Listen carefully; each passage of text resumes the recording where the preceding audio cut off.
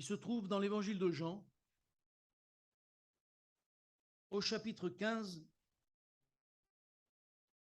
et à partir du verset 5.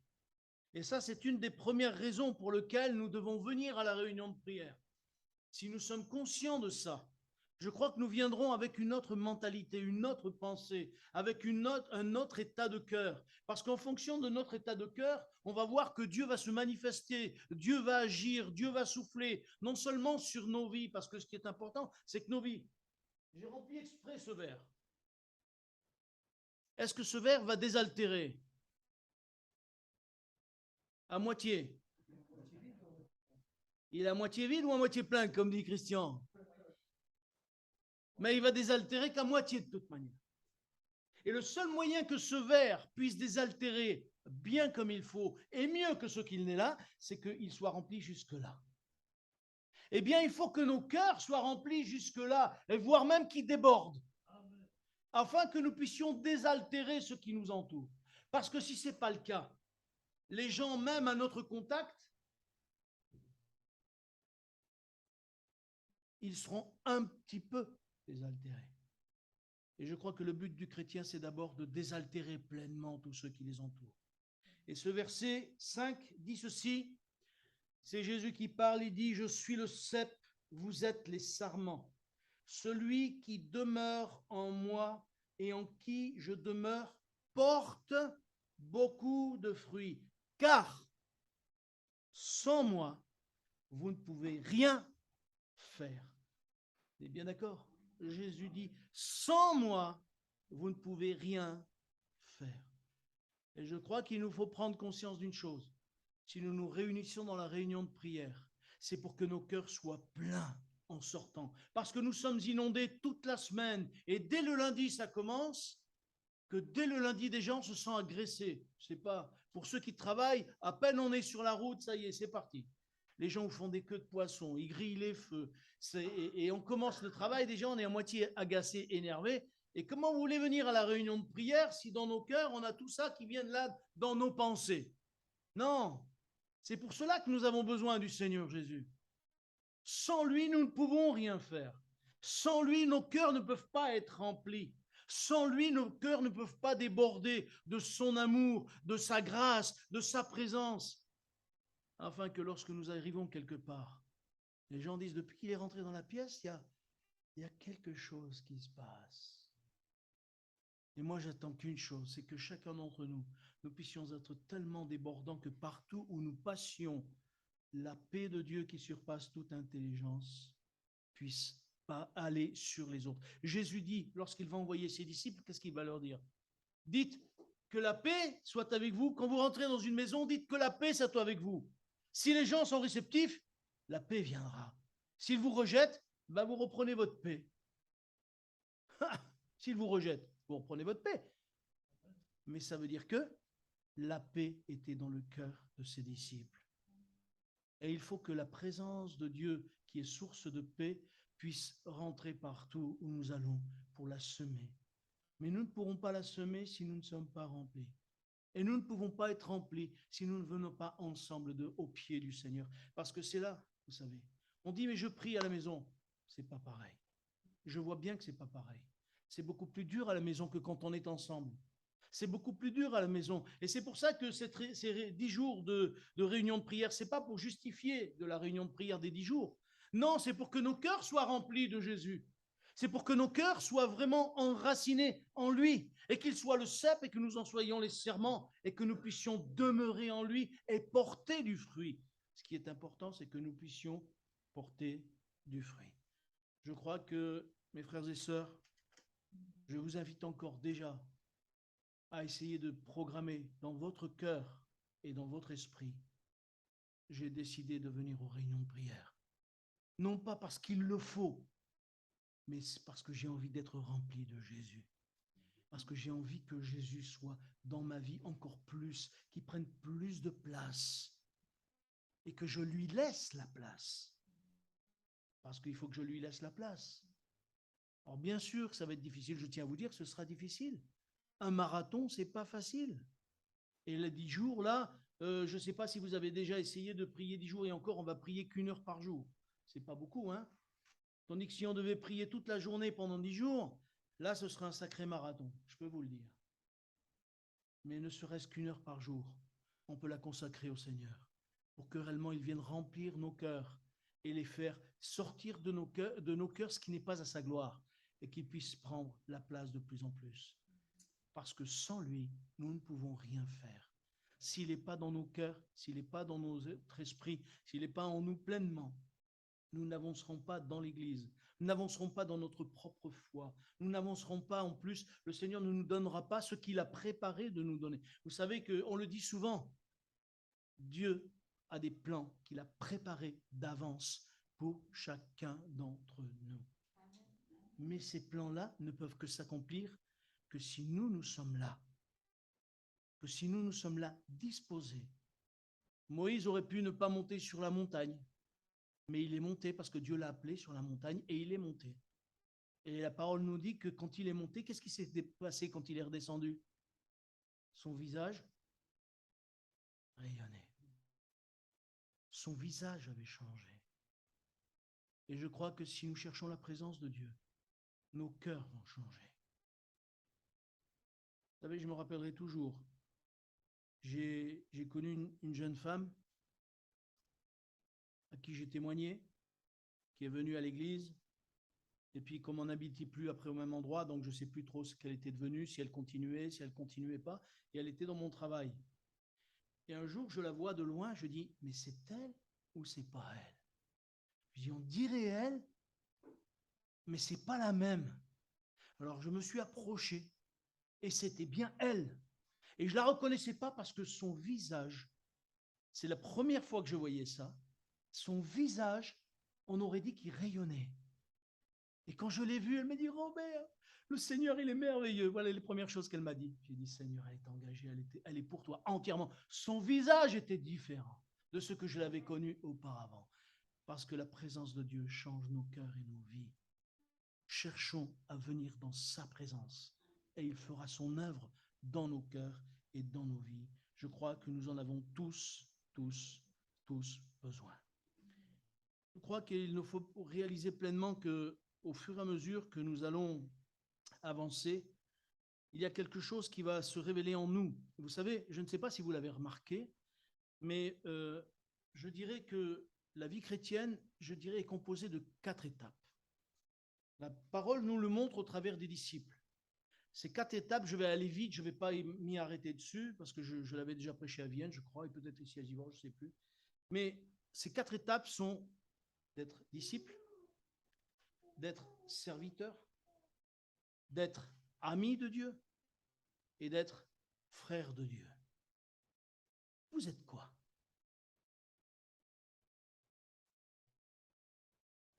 Disciple, serviteur, ami ou frère de Jésus?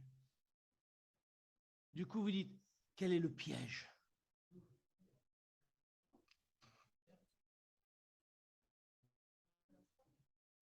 Ah, vous savez plus trop. Vous savez plus trop ce que vous êtes. Vous êtes les 4. Il faut être les 4. Merci, c'est vrai. Il faut être les 4. Du coup, mais il y en a un qui le dit, mais les autres, oui, c'est ça, c'est ça. J'aimerais lire un texte avec vous, s'il vous plaît, qui se trouve dans le livre des Galates. Je ne sais pas si vous avez lu ce texte, mais dans une situation particulière, le Seigneur m'a rappelé ce texte, m'a fait lire ce texte, et il m'a fait du bien, ce texte, et il m'a rappelé une chose. Je vais vous le dire après. Galates chapitre 1er, s'il vous plaît, au verset 1.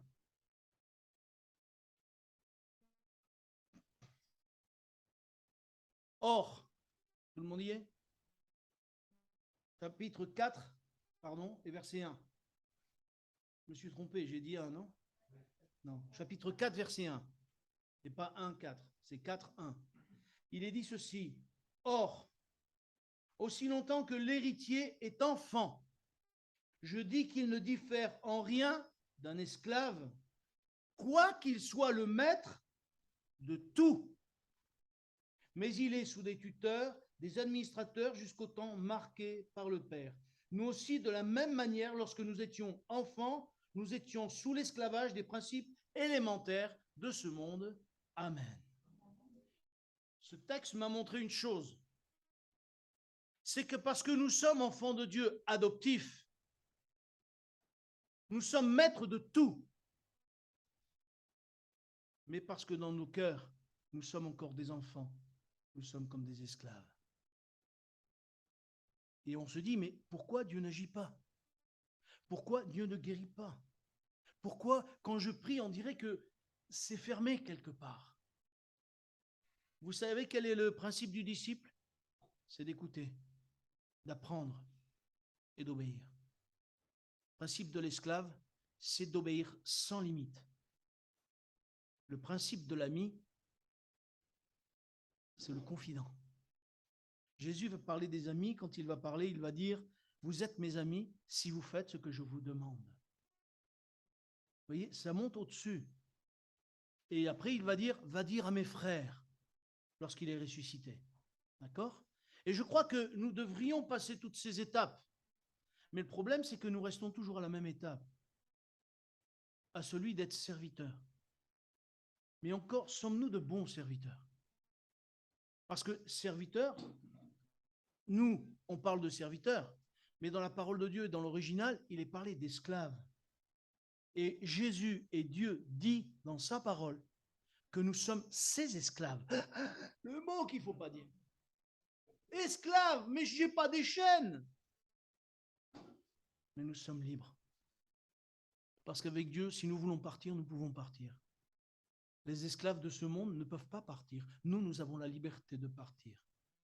Mais ce que Dieu nous demande quand il nous parle d'esclavage, c'est de lui être totalement soumis. Et ça, c'est difficile. Qui peut le faire d'entre nous? Levez la main que je puisse voir. Y aurait-il des parfaits au milieu de nous? Non. Mais nous restons toujours à l'état d'esclavage et nous ne passons pas à celui d'amis. Pourquoi? Parce qu'il nous manque notre communion avec notre Père, notre communion avec Dieu. Il nous manque que le Saint-Esprit ait la pleine liberté. Je reviens au vert. Il nous manque que d'être débordant de l'Esprit. Jésus était l'esclave de son Père. Parce qu'il dit, je ne fais pas les choses, et j'aimerais le lire avec vous, dans l'évangile de Jean, s'il vous plaît, au chapitre 15 toujours, et au verset 14. Même au verset, 15, 5, ça me revient d'abord. Je ne sais pas si je l'ai marqué celui-là. Il me revient à l'esprit. Pardon? Jean? Non, ce n'est pas 15, 5, c'est 15, 14 alors. Je me suis trompé, 15, 14 alors. Ça se brouille dans ma tête, hein, oui. Jean 15, 14.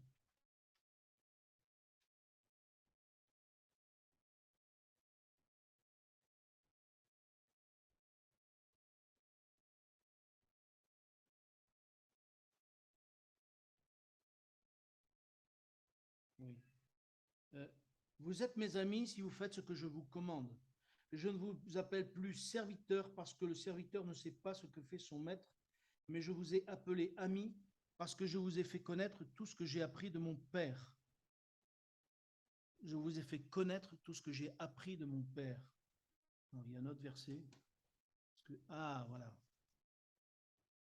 Jean chapitre 5.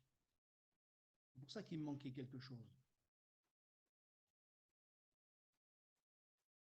Jean chapitre 5. Il était juste en dessous.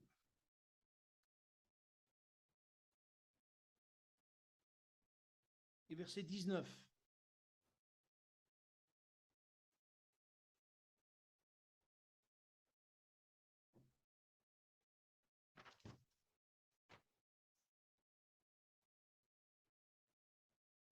Vous y êtes, il est écrit, Jésus reprit donc la parole et leur dit, en vérité, je vous le dis, le Fils ne peut rien faire de lui-même. Il ne fait que ce qu'il voit faire au Père. Et tout ce que le Père fait, le Fils le fait pareillement. Amen. Ce qui est étonnant, c'est qu'on aurait pu croire que Jésus était complètement indépendant. Ben non. Si lui, Jésus, était dépendant du Père, il fallait que le Père lui montre ce qu'il fallait faire. Est-ce que vous ne croyez pas que nous avons besoin que Dieu nous montre ce qu'il nous faut faire? Est-ce que vous ne croyez pas qu'il nous faut comprendre les pensées de Dieu? Alors que Dieu dit, mes pensées ne sont pas vos pensées et vos voix ne sont pas mes voix. Vous comprenez la raison de la prière? Parce que la prière nous fait rapprocher de Dieu, au point que lorsque nous nous approchons de Dieu, nous allons nous approcher de plus en plus pour que lorsque le Père va parler, nous puissions écouter. Il me vient à l'esprit ce fait d'Abraham. Vous vous rappelez lorsque Dieu lui apparaît au chêne de Mamré? Il est sur le chêne de Mamré, Dieu vient parler avec lui, il vient lui annoncer que l'année prochaine il aura un enfant, etc. Et à un moment donné, Dieu s'éloigne. Mais Abraham continue avec Dieu. Et j'aime beaucoup ce passage. Parce qu'il continue avec Dieu. Et il va dire, cacherai-je à Abraham ce que je vais faire? Et parce que Abraham l'a suivi, Dieu va lui révéler ce qu'il va se passer sur Sodome et Gomorrhe. Et non seulement Dieu va lui révéler ce qui va se passer sur Sodome et Gomorrhe, mais Abraham va pouvoir intercéder même pour Sodome et Gomorrhe. Et je ne sais pas si vous avez remarqué dans le texte, il est écrit ceci, lorsque Dieu a fini de parler, Abraham, il est encore là, et il est dit que Dieu, quand il a fini de parler, c'est lui qui est parti. Ce n'est pas Abraham qui est parti, c'est Dieu qui est parti. Et nous faisons l'inverse. Quand on a fini de parler, on s'en va. Et on n'attend pas savoir si Dieu va nous parler. Et moi, j'espère que dans ces 10 jours, voyez-vous, que Dieu puisse nous parler et que nous puissions être à l'écoute. Que nous puissions être à l'écoute de ce que Dieu a à nous communiquer, à la fois pour Givors et pour Vienne et pour Saint-Chamond. Que Dieu nous dise ce qu'il nous faut faire. Que Dieu nous dise comment nous comporter. Que Dieu nous dise comment peut-être nous sommes devant lui. Peut-être que Dieu va nous reprocher, mais tu n'es pas assez sanctifié, mais tu es comme ceci, tu n'es pas assez dans la foi, tu n'es pas assez dans ceci ou dans cela. Mais que Dieu nous parle. Et je l'espère de tout mon cœur, que pendant ces jours-là, Dieu vienne nous parler et qu'il renouvelle notre manière de servir, notre manière de l'aimer, notre manière d'être avec lui chaque jour. Parce que le désir de Dieu, c'est que nous soyons de plus en plus près de lui. Vous vous rendez compte? C'est Dieu qui a dit qu'Abraham était son ami. C'est Dieu qui a dit qu'Abraham était son ami. Ce n'est pas Abraham qui s'est élevé en disant « je suis l'ami de Dieu ». C'est Dieu qui a élevé Abraham comme son ami. Comme j'aimerais que Dieu nous élève comme ses fils en disant « ce sont mes enfants, ce sont mes fils que j'ai rachetés ». Mais comment allons-nous le savoir? Vous savez, quand on le sait là, parce qu'on l'a lu, on dit oui, mais la parole, elle dit que je suis enfant de Dieu. Mais quand on le sait là, c'est autre chose. Quand Dieu va parler à Daniel, qu'est-ce qu'il va dire à Daniel? Est-ce que vous vous rappelez? Au travers d'un ange, il va lui dire, Daniel, tu es un homme bien-aimé de Dieu. Nous disons oui, mais nous sommes bien-aimés de Dieu puisque Jésus-Christ est mort pour nous. C'est vrai. Mais j'aimerais que Dieu nous le dise en face. Et quand Dieu nous le dit en face, mes frères et sœurs, les choses, elles changent, notre mentalité change. On se sent vraiment un bien-aimé du Seigneur. Et ça change. Ne voudriez-vous pas qu'on vive ces choses-là? Mais pour les vivre, il faut se tenir au pied du Seigneur. Pour les vivre, il faut être là à son écoute. Il faut être tout prêt. Et je sais que c'est fatigant le soir, le mardi soir. C'est pour ça que moi je dis souvent, ne prions pas longtemps, qu'il n'y ait pas de longues prières. Sinon, moi je m'endors sur ma chaise. Après, mon esprit, il a tendance à partir. Et je ferme les yeux et je m'endors. Alors après, je prie les yeux ouverts pour être sûr de ne pas m'endormir. Mais ce n'est pas la solution. Autant que les frères et sœurs, ils raccourcissent leurs prières. Hein. Mes frères et sœurs, nous devons vraiment apprendre à ce que le Seigneur lui-même, regardez au verset 30, chapitre 5, verset 30, il est écrit ceci encore. C'est Jésus qui redit ceci. C'est ça qui est surprenant.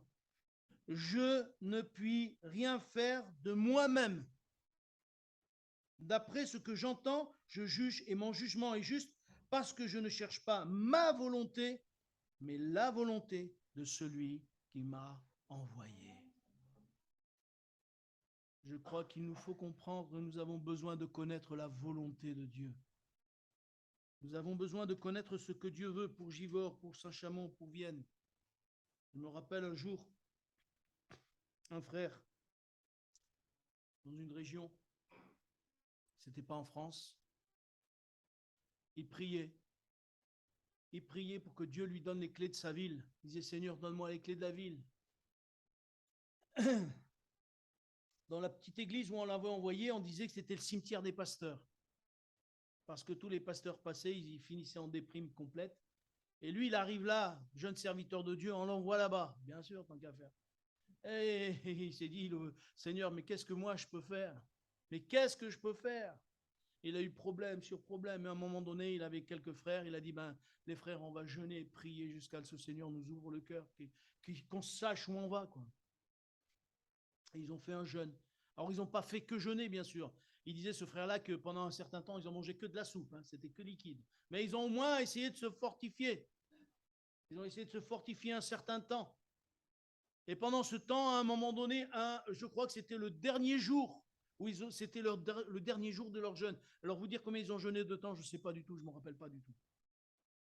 Mais il paraît que le pasteur de celui qui avait enchaîné ça, ils étaient dans une maison, ils s'étaient retirés un peu pour prier. Et à un moment donné, ce frère, il a commencé à prier. Au bout d'un moment, il s'est arrêté. Et il a dit, frère, Seigneur m'a rempli. Ils lui ont dit, oui, on s'en est rendu compte, ça fait 4h30 que tu parles. Il a parlé pendant 4h30, il a prié. Ils n'en revenaient pas. Et tout ce qu'il a prié, tout ce dont il a prié pendant ces 4h30, tout est arrivé dans l'église. Ils ont eu un grand local, ils ont pu nourrir la foule, ils ont pu accueillir des gens, ils ont pu faire des choses que lui-même, il disait, je ne comprends pas comment ça se fait. Ça venait de tous les côtés et les gens, même les grands magasins leur donnaient pour qu'eux puissent redistribuer. Il y a des âmes qui sont venues, il y a des âmes qui sont venues. Est-ce que c'était lui? Il le disait lui-même, c'est pas moi. On ne peut rien faire sans Jésus.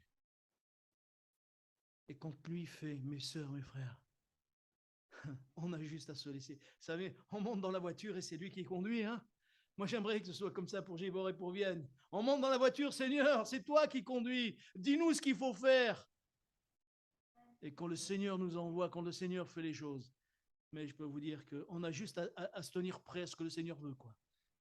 Et je crois qu'il nous faut prendre conscience de ça. Moïse, lorsqu'il a été vers Pharaon, est-ce que vous croyez qu'il a été de ses propres forces? Vous ne croyez pas que Moïse, il avait un peu peur de Pharaon? Vous ne croyez pas que Moïse, il avait un peu peur du peuple, que le peuple le lapide, parce qu'il savait très bien d'où il venait, lui, Moïse. Mais Dieu lui dit, tu leur montreras ça, et ils se tairont. Et c'est ce qui est arrivé. Et quand il y a eu Pharaon qui était là avec son autorité, sa puissance, Pharaon, il a été muselé, parce que Moïse, il n'allait pas de ses propres forces, il allait selon le plan de Dieu, selon la volonté de Dieu, selon la parole que Dieu donnait à Moïse.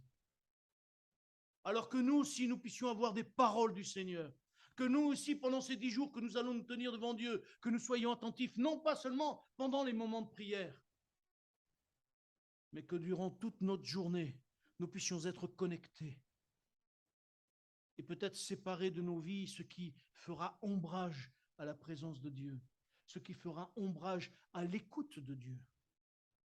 Mes frères et sœurs, je crois que Dieu veut nous bénir. Je ne crois pas que Dieu veuille faire n'importe quoi avec nous. Je crois qu'il a un plan bien précis. À des années en arrière, et ça je l'ai entendu, et ça c'est vrai, ça je le crois, parce que Dieu l'a fait à Givors, il a ouvert une porte que plusieurs ont essayé de fermer, ils n'ont pas réussi à fermer. Et quand Dieu ouvre une porte, personne ne peut la fermer.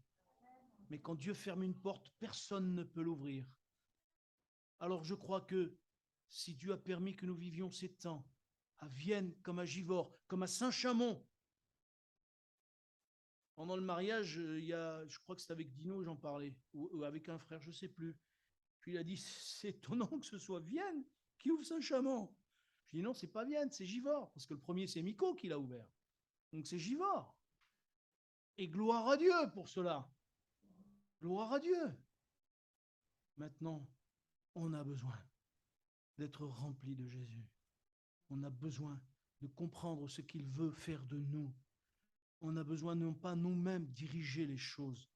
Seigneur, donne-nous la sensibilité du Saint-Esprit pour que ce soit sous la conduite du Saint-Esprit que nous puissions marcher, que ce soit sous la conduite du Saint-Esprit que nous puissions parler, que ce soit sous la conduite du Saint-Esprit que nous, prédicateurs, nous qui sommes là les 4, et il manque Jean Guzolo et je pense souvent à lui, que nous les 5 prédicateurs qui existons sur ces 2 églises, nous ayons la parole de Dieu dans nos bouches, afin que le peuple soit béni, afin que les âmes soient bénies, afin que ce soit une parole de Dieu pour peut-être la résurrection de plusieurs qui ont connu le Seigneur dans le passé et qui ont besoin de revenir au Seigneur.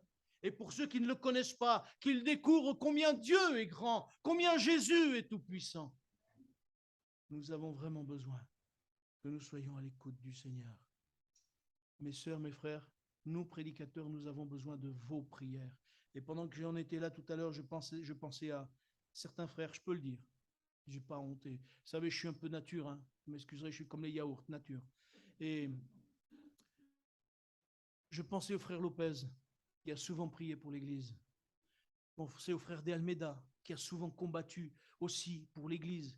À Albert et à tous ces frères qui ont combattu pendant des années pour que l'Église, elle vive, pour que l'Église vraiment soit forte. Et je disais, Seigneur, que ce soit le temps où vraiment tu vas envoyer ton esprit pour réveiller nos cœurs et que nous soyons conduits par ton esprit, Seigneur, remplis de Jésus-Christ. Amen.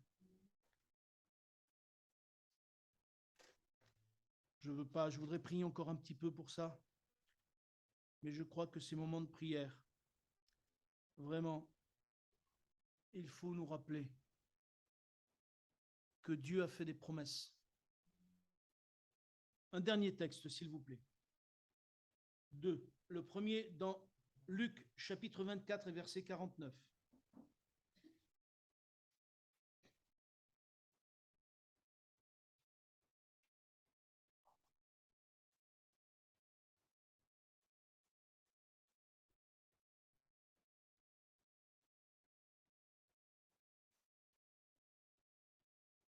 C'est Jésus qui parle. Juste avant l'ascension, il va dire ceci. Et voici, tout le monde y est, j'entends des feuilles tourner. 24, 49, il est écrit.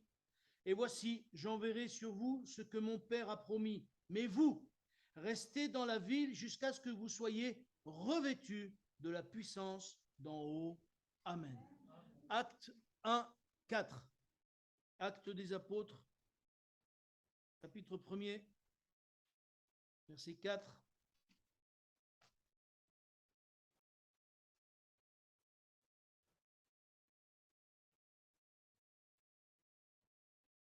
Comme il se trouvait avec eux, Jésus donc, il leur recommanda de ne pas s'éloigner de Jérusalem, mais d'attendre ce que le Père avait promis. Ce que je vous ai annoncé, leur dit-il, car Jean a baptisé d'eau, mais vous, dans peu de jours, vous serez baptisés du Saint-Esprit. Alors les apôtres réunis lui demandèrent, Seigneur, est-ce en ce temps que tu rétabliras le royaume, etc., etc. Encore une fois, le Seigneur leur dit, attendez à Jérusalem jusqu'à ce que le Saint-Esprit descende. Ils ont obéi à la parole de Dieu. Ils avaient non pas seulement une parole, mais ils avaient une promesse que Jésus leur a dit, et il leur a dit ce qu'il fallait faire. Rester à Jérusalem. Ils auraient pu s'éparpiller. Mais vous savez, quand Dieu veut quelque chose, il fait tout pour que les choses elles arrivent comme lui veut. Et comme ils avaient tous les chocottes, parce qu'ils se disaient, si on nous attrape, on va peut-être nous tuer, alors ils restaient ensemble. Et le fait de rester ensemble, ils ne s'éparpillaient pas parce qu'ils se rappelaient que Jésus a dit, restez là, jusqu'à ce que vous soyez tous remplis du Saint-Esprit. Et c'est ce qui est arrivé. Mes frères et sœurs, ne croyez-vous pas que Dieu peut nous parler? Ne croyez-vous pas que Dieu peut nous dire ce qu'il faut faire? Ne croyez-vous pas que Dieu peut nous dire, vous avez persévéré avec moi, alors vous recevrez maintenant. Je crois que si nous persévérons dans le Seigneur, si nous persévérons pendant ces 10 jours, et je sais que ça ne va pas être facile. Je le disais la semaine dernière, je crois, ou l'autre d'avant, je ne sais plus. Depuis que j'ai dit dans mon esprit, allez, on va faire ces jours de prière, et qu'on a essayé de le mettre en place avec le frère, j'ai eu que des petits soucis, ping, pong, pong, de tous les côtés. J'ai dit, oulala, ça sent qu'il y en a un qui ne veut pas que je persévère. Et hier, je parlais avec ma femme, elle disait, il va falloir qu'on descende voir Bruno, il va falloir qu'on descende voir Bruno. Et moi, je disais, ah oui, il faudrait qu'on descende voir Bruno. Et j'ai dit, mais non, j'ai les 10 jours de prière. Non, j'ai dit, Marie, je ne peux pas. Elle a dit, oui, c'est vrai, il y a les jours de prière. Elle a dit, mais moi, j'irai. Je dis, bah vas-y. Mais moi, je ne peux pas. Parce qu'il faut qu'on se tienne devant Dieu. Moi, je veux la bénédiction. Je le disais dès l'origine à mon beau-frère, Dieu peut ressusciter même Bruno. Même s'il est mort, Dieu peut le ressusciter. Et jusqu'à ce que la terre soit sur son ventre, j'allais dire, je croirai à la résurrection que Dieu peut donner à mon beau-frère. Parce qu'il l'a donné à Lazare, il a attendu, et tout à l'heure le frère le disait dans sa prière, et ça, c'est quelque chose qui est sur mon cœur constamment, qui me revient constamment, je ne sais pas ce qui se passera. Mais qu'avec Dieu, rien n'est impossible. Il est notre Dieu. Il est notre Sauveur. Et jusqu'au dernier moment, Dieu peut agir. Les sœurs ont dit, Seigneur, si tu avais été là, il ne serait pas mort. Jésus a dit, mais je suis la résurrection et la vie. Et notre foi doit aller jusque-là, mes frères et sœurs. Alors, encore, je voudrais vous inciter cette semaine qui va venir, c'est 10 jours. Je sais que peut-être dans les familles, ça va, faites ce que vous pouvez, le Seigneur le sait. Je veux mettre la pression sur personne. Bien que peut-être certains vont dire, tu ne veux pas nous mettre la pression, mais quand même, tu t'appuies un peu sur la tête là, hein. Vous savez, si on veut des victoires, il y a un prix à payer. Je pensais à l'apôtre Paul, et je vais finir, il faut que j'arrête de parler. Je pensais à l'apôtre Paul, et le Seigneur a dit à Ananias, vous vous rappelez ce qu'il a dit à Ananias? Tu peux nous afficher Acte 9, 16 ou je ne sais plus. Je crois que je l'ai noté quelque part. Acte 9, 13, 16.